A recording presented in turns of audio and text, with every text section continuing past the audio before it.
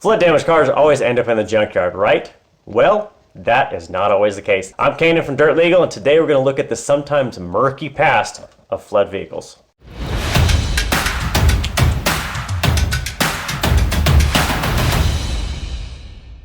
So according to Fortune magazine, nearly 1 million vehicles were flood damaged after Hurricanes Irma and Harvey in 2017. Hurricane Florence in 2018 damaged thousands more vehicles, and every hurricane since has damaged thousands more. Now what's going to be shocking is a number of those flood damaged vehicles have made their way back to the roads. Of particular concerns are the ones that end up being resold in other areas of the country where the buyer wouldn't suspect the car to actually have a waterlogged past. The car might be even given a flood damaged title brand and later moved to a state that doesn't even do those brands, effectively hiding the car's history from the future owners, at least by the first glance. So you have been doing some shopping on a vehicle you're interested in potentially buying, but how do you know it's not been through a flood?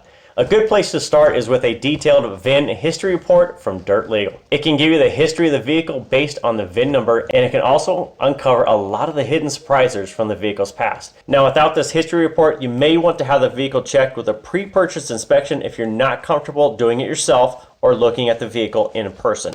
And here are the things that you should inspect with your own set of eyes or through a pre-purchase inspection. Item 1 is going to be you want to check the electronics in the vehicle. Now ideally every component is either going to work or not work and have no ambiguity in between. Now in flood vehicles, the worst thing often happens to the smaller components. They either burn out, get corrosion so they don't work, and in most cases it's going to be invisible to the naked eye. Now everything might seem like it works fine, but critical components like ABS, traction control, lane assist, and airbag component still could be compromised in the electronic system. The next thing you want to look at are going to be the carpets in the vehicle.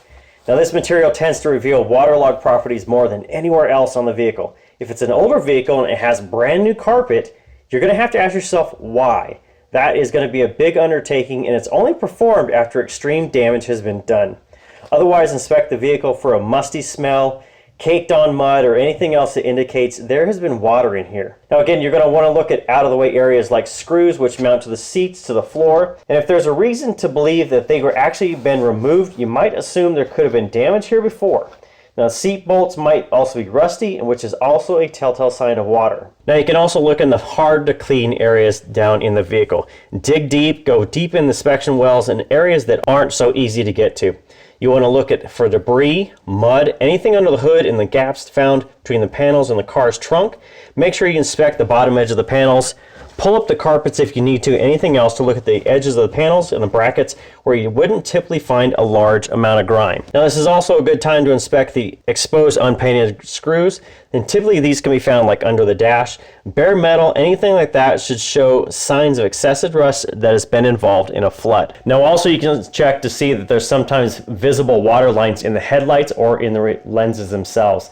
And of course it's possible that this person is fixing up the car. They've already placed these even if you don't see anything. So you might look for more evidence if you've noticed the vehicle comes with all new lights installed in the front or the rear. And you can also check the drain plugs in the vehicle. They're often rubber drain plugs, such as these two here, located at the bottom of the car doors and under the vehicle. And if they appear to have been removed or cleaned, it might be that the previous owner was draining out flood water from the vehicle itself, trying to get everything out. So what if you find a vehicle that you're interested in buying, but you know it has been through a flood? Can it be fixed? Should you walk away from the deal? Well, that's a tricky question to answer. It's really going to come down to two different questions to ask. First one is going to be, what type of flood water was it through?